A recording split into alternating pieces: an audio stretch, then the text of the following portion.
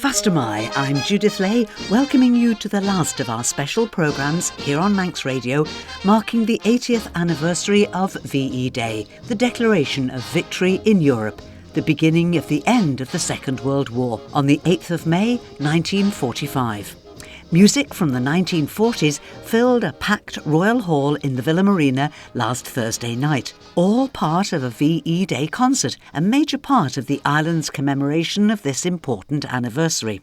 The nostalgic songs and big band music were great, but it was the words of the young people that moved me most, confidently coming onto that big stage to tell touching stories that they'd discovered, first-hand accounts of family members they'd never met but who'd been actively involved in many different ways in the Second World War.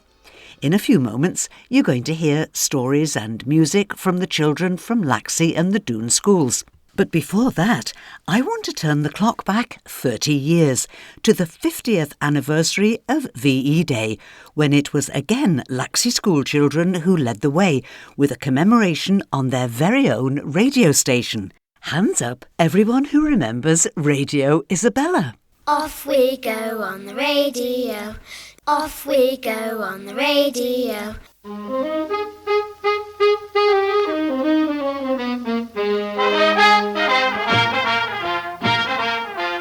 50 years ago, on the 8th of May, Europe declared victory over Germany. After 6 years of fighting, Europe had won the battle. Mr. Gare is a regular visitor to Laxey School, and today he is here to answer some of our questions about the war. Hello, Mr. Gare. Hello, Joe and children. I'm glad to be here with you. Mr. Gare, when were you born and how old were you when the war started? I was born in the year 1914, and I was 25 years old when the war started. How old were you when the war ended? I was 31 years of age when VE Day came along, but I was 32 years old when the war with Japan ended. What were you in? Navy, Army, Air Force or Fleet Air, and what rank were you? I joined the Royal Navy. My own father was killed as a soldier during the First World War, and Mother didn't want me to go into the Army, so I went into the Navy. I started off as an ordinary seaman and ended up as a commissioned schoolmaster. Do you have any special memories of the war? Yes, I took part in the Dieppe raid in August 1942. This was to test the German defences there. 5,000 men attempted to get ashore and only a quarter returned. Amazingly, 3 of us who did survive attended the same grammar school in County Durham. Mr. Gare, have you got any happy memories of the war? Yes, for a time I was stationed at HMS St George, a training base for boys entering the Navy. This was in Douglas, Isle of Man. I enjoyed the island so much I came over here to live just after the war ended. Mr. Gare, did you visit any schools? Yes, I taught the Navy cadets at Ballochmeen School. Then, after the war, taught at Ballochmeen School. One of the teachers there was a Mr. Roy Cowley, who used to teach at Laxey School before the war. Before I was demobbed, I visited schools in Sicily and Malta. Where were you when you heard the war was over? I was at HMS Hamilcar, a landing craft base in Messina, Sicily, in the Mediterranean Sea. Were you glad when the war was over? Yes, indeed. But the VE Day wasn't the end of the war. We still thought we might have to go out to the Far East to fight the Japanese. Luckily, the Japs surrendered in August 1945, and I was even happier then. Thank you, Mr. Gare. Would you like to give a final word to our listeners? Yes. Even though we've had 2 world wars causing millions of deaths, the world hasn't learnt to live in peace. Love thy neighbour is still unknown to so many people. Now it's the end of the war. Peace and love has opened a door. Inside the door is all the peace and all the love. Now please stop fighting. In Bosnia, civilians are dying more by the day. Please stop fighting. Now everyone has peace and love. Now try to understand and please stop fighting.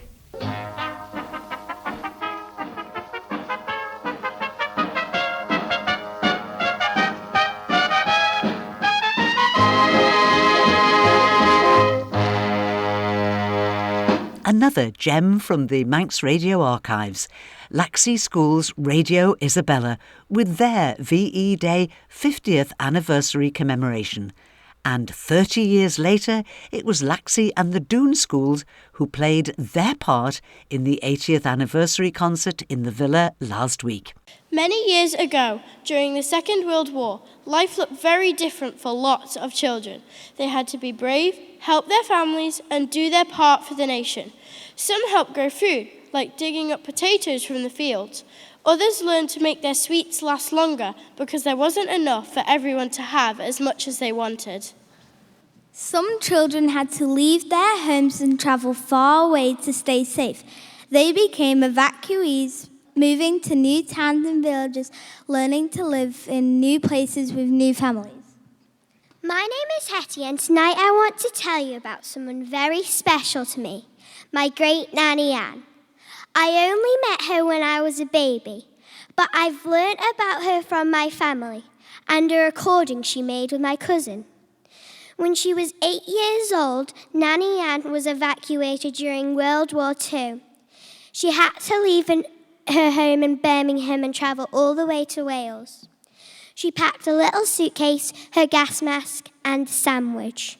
She didn't know where she was going, and she missed her mum and dad so much, but she stayed brave the whole time she was away. When she finally went home, life was different and hard, but people stayed strong and didn't give up. Nanny Ann remembered VE Day clearly. There was a big bonfire in the field across the road. Everyone came out to sing, dance, and celebrate. They stayed up all night, smiling and laughing. She said there was so much joy on that night. I am proud to be standing here today at the same age she was to share her story. This is for her and all the other evacuees. Thank you. Even though times were hard, children found ways to help stay strong and keep hope alive. Today we share their story, remembering their courage and kindness. During the Second World War, people faced difficult times and dreamed of peace. Families were apart and many hoped for brighter days when they could be together again. In times of great challenge, music has a way of bringing hope, reminding us of brighter days ahead. The White Cliffs of Dover does just that. In this song, the cliffs stand tall and strong, looking over the sea like a promise that better days will come. Just like the cliffs, people stayed strong, believing that peace would return. As we sing, let's remember the message of this song, that no matter how tough things get, hope and kindness can bring people together and a better future is always possible.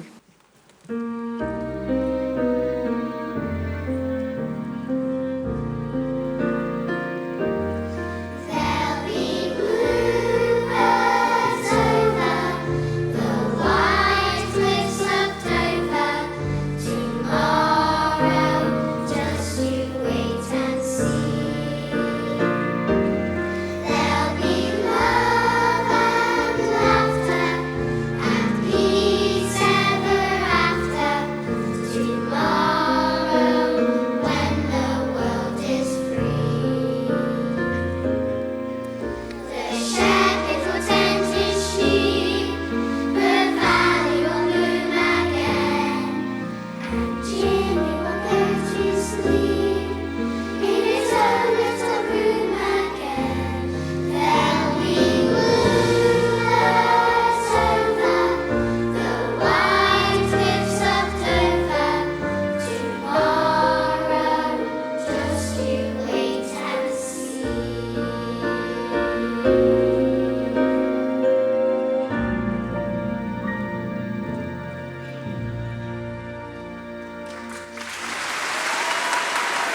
Lots of audience appreciation there for Laxey and the Dhoon schools with their teacher, Miss Shimmin. Last Thursday's VE Day commemoration was organised jointly by the Cabinet Office and the Royal British Legion, and Tony Brown, OBE, in his capacity as President of the Isle of Man branch of the Royal British Legion, introduced these senior school students. We now have narrations by Rushen High School secondary school students. Please welcome Camilla Perry and Katie Rose Hughes. Good evening, everyone. Today we are honoured to share some memories from our students at Rushen High School about their family histories, linked to experiences during World War II. These stories not only highlight the bravery and sacrifices of their ancestors, but also remind us of the importance of remembering and learning from the past. Matthew shared the fascinating story of his great-great-uncle, Philip R. Corrin. Philip was a bombardier on an American B-24 Liberator in the Army Air Corps, assigned to the 13th Air Force, also known as the Jungle Air Force. He was stationed on Morotai Island, located between New Guinea and the Philippines. In 1944, Philip's plane was shot down by the Japanese over the island of Borneo. Remarkably, he spent 7 months hiding in the jungle and villages of Borneo, supported by the local population while the island was under Japanese occupation. Philip documented his experiences in a detailed diary, completed with photographs, maps, and personal recollections. This diary is a treasured family heirloom, offering a vivid account of the horrors of war, human bravery, and the kindness he encountered. Matthew finds his great-great-uncle's history fascinating and inspiring. Freddie shared the story of his great-great-grandfather, Thomas Bond, who is remembered at the Brookwood War Memorial in Surrey. Thomas died on 28th of September 1942 and was awarded the 1939-45 star. Freddie's family is proud of his service and shared an image of the memorial where Thomas's name is inscribed. Freddie also spoke about his great-great-uncle, James Merrick, who fought at Dunkirk. James was captured and spent the remainder of the war in a prisoner of war camp. He was promoted to the rank of captain and was mentioned in dispatches. Freddie's family shared family trees, photographs, and a newspaper article detailing James's status as missing before he was located in the prisoner of war camp. Isabel shared the story of her great-great-grandfather, who was stationed in North Africa and Italy during the war. Before the war, he was a furniture upholsterer. Isabel is curious about the choices made by her relatives, why some joined the RAF, whilst others went into the army. She wonders, like many others do, whether they were conscripted or volunteered. Sophie from Year 9 shared the story of her great-grandfather, who was part of the British landing in Sicily in 1943. This event also coincided with his 21st birthday, an event that also marked his promotion to captain in the Highland Division. Sophie's family have many photos and still own his cap and uniform from this very event. Tristan's Manx ancestors played significant roles during the war. His great-great-grandfather remained on the Isle of Man as a farmer, a protected occupation. His great-great-grandfather's 2 brothers went to fight, one for the Manx Regiment and the other for the Royal Air Force. Charlie shared memories from her grandmother, who was a schoolgirl on the island during the war. Her grandmother recalls the difficulties of living under rationing and the Italian internees who worked at her family farm. These internees would pick wild garlic from the hedgerows to improve the taste of their food. Many of our students were eager to share their family histories, and parents and other relatives were grateful and helpful to provide information, and a common theme along these stories is the desire to keep the memories alive, ensuring that the experiences and sacrifices of their ancestors are not forgotten. There is a strong desire to learn from the past. As one of our Year 9 students' relatives wisely said, if we forget these hideous moments in history and do not heed the lessons of the past, they could occur again.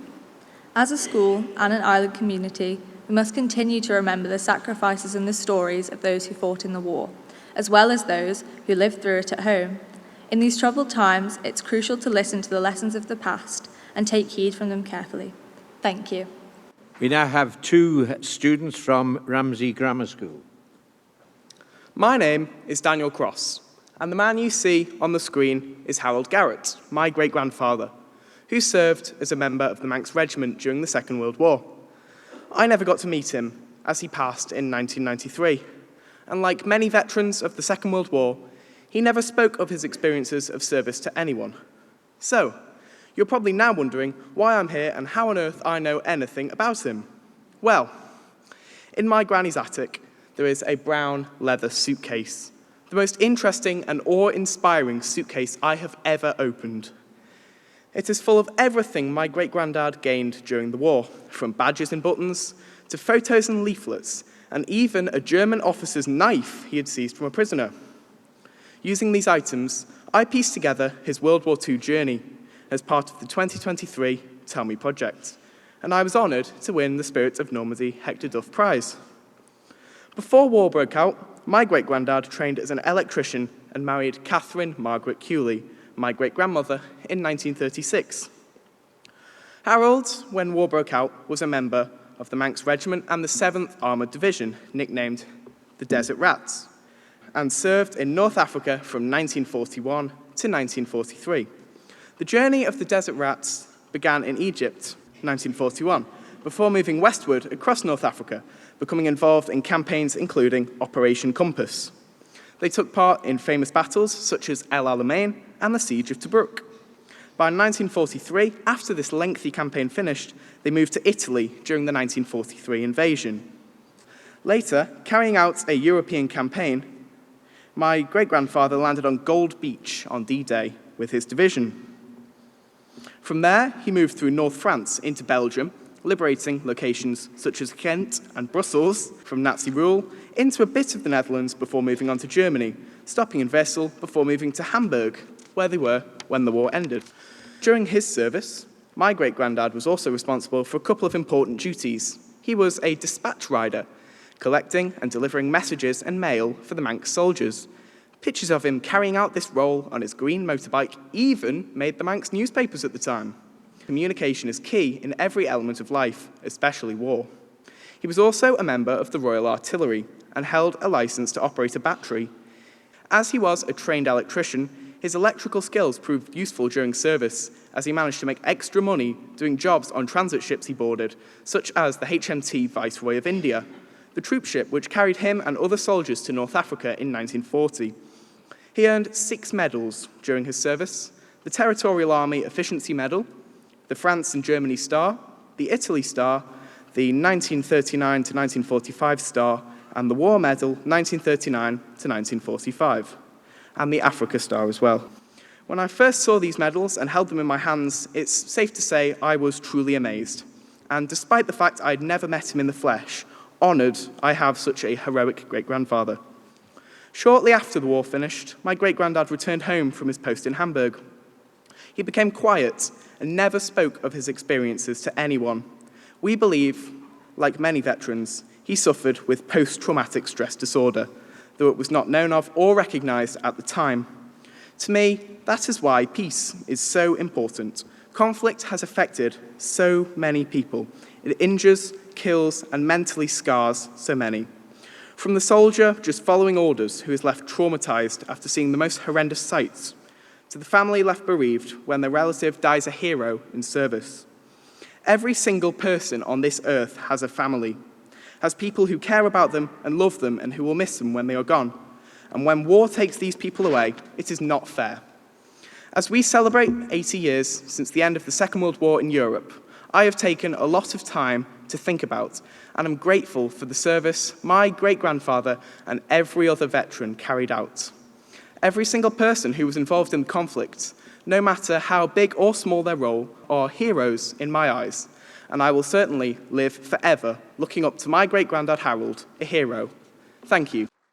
Good evening, I'm Jess Musgrove, the winner of the 2024 Tell Me project, and I found my passion for history by learning about war and peace. First, I'm going to speak about my great-granddad, Professor John Musgrove. He was called up to serve in the RAF in 1939, but spent a lot of time at Coningsby Air Base in Lincolnshire, waiting for posting. Here, he met Gladys, and they married before he was sent abroad in 1941. He spent his time away moving around North Africa and Italy, establishing listening and communication posts throughout these countries. He did not return home until 1945. The second of my great-granddads was Harold Pearson. He had a reserved occupation with GPO, which is now British Telecom. Much of what he did was very secret work. He married Joan in 1943, and due to rationing, she couldn't have a proper wedding dress. Harold also worked at Goon Hilly Tracking Station in Cornwall. He helped to design the station and disc. Although he wasn't a part of the military forces, his jobs and skills played a huge role in the Second World War. Next is Victor John Reynolds, another of my great-granddads. During World War II, he was in the army and rose to be second lieutenant. He worked out elliptical trajectories of V-1 and V-2 unmanned flying bombs, allowing them to be shot down accurately. He was married to Hannah, and she worked as a secretary at Willesden College in World War II. The last of my great-granddads, Thomas Walker, was in the Merchant Navy. He did not fight, but he shipped food across the Atlantic to and from America. He was rescued 3 times from sea. One of these times, his ship was cut in half by a torpedo. He married Marjorie Alice Louisa Walker in 1944. I wish that I could know more, but as we go further from the war, information becomes lost, and it is vital that we do not forget the past, a quote that sums this up quite well for me. That which has happened is a warning. To forget is guilt. It must be continually remembered, and it remains possible for it to happen again at any minute. Only in knowledge can it be prevented. Karl Jaspers, a German philosopher. Peace between nations is so important. Without peace, the world wouldn't function smoothly, the economy would lose stability, and the well-being of humankind suffers. In the Second World War, many lives were lost, and 80 years later, we honour and remember them in our daily lives. To keep the peace, we must never forget. Real-life stories and challenging thoughts shared by students from Castle Rushen High School and Ramsey Grammar School at last Thursday's VE Day 80th anniversary commemoration. But for one local family, VE Day is not what they celebrate at this time. Reverends Steve and Rebecca Ingruel are Methodist ministers living with their 2 daughters in Onken and ministering to 7 churches in the east of the island. Listen now as Steve explains what this time means to his family. My family are from the Channel Islands, which was the only part of British soil to be occupied during the Second World War. In Guernsey and Jersey, the main celebration each year does not fall on VE Day, but on the 9th of May, Liberation Day. One of my great-aunties kept a diary during those final few days of the occupation. And if you ever want to know what the weather was doing in the Channel Islands on those days, she started every entry with a very short summary. But I find these entries deeply moving, and here's an extract from that diary beginning on Saturday the 5th of May, 1945. Saturday, May the 5th. Rain and wind. Starting to get excited at hearing good news, hoping for our release. Sunday the 6th. Finer weather, very warm afternoon. Very excited at the news, waiting for peace and freedom.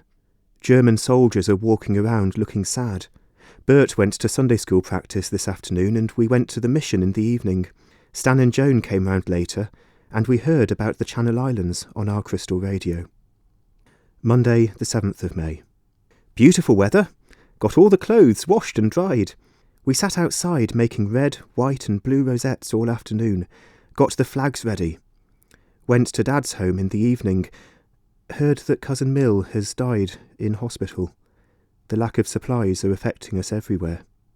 Heard some disappointing news on the radio about our release tonight. Went to bed and watched the signals. Tuesday the 8th of May. VE Day. Disappointment Day. No rejoicing here. Even the weather is showery and thundery. We heard good news of German surrender at 10 a.m. and Bert and I rode into town. Had beautiful weather this afternoon and this evening, listened to the King and Churchill's broadcast. But we are in disappointment day here. When will our freedom come? Wednesday, the 9th of May. Beautiful weather. Today began sad, but ended glad. Warships arrived this morning. We went into town at 9:15 and shook hands with everyone. British Tommies had a signal line and joined in a broadcast.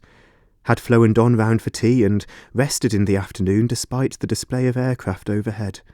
Bert and Don went into town to watch them.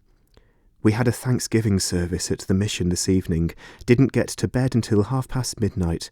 Our day of rejoicing, the day of liberty, could hardly get to sleep with all the excitement. Thursday the 10th of May. Lovely weather. Life is grand. Almost too good to be true. Plenty of good food is available at last, but our stomachs can't take it all. Daisy and Charlie came for tea, and we spent the evening listening to the broadcast on the Crystal Radio. Our island flags are flying everywhere.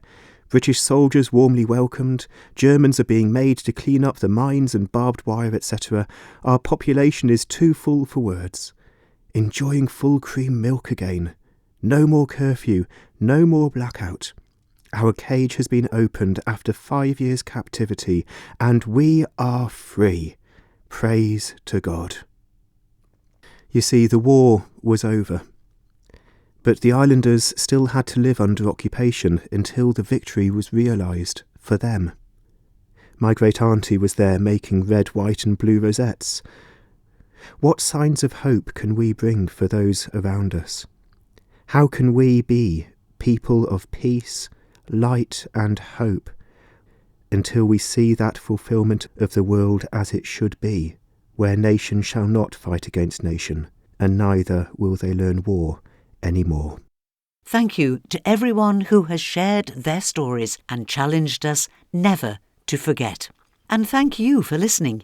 The full concert and drumhead service that we recorded in the Villa Marina on the 8th of May, the actual 80th anniversary of VE Day, are all now available as podcasts via manxradio.com or your usual podcast provider. Just search for Manx Radio Island Life Series Specials. I'm Judith, and I wish you a very good evening.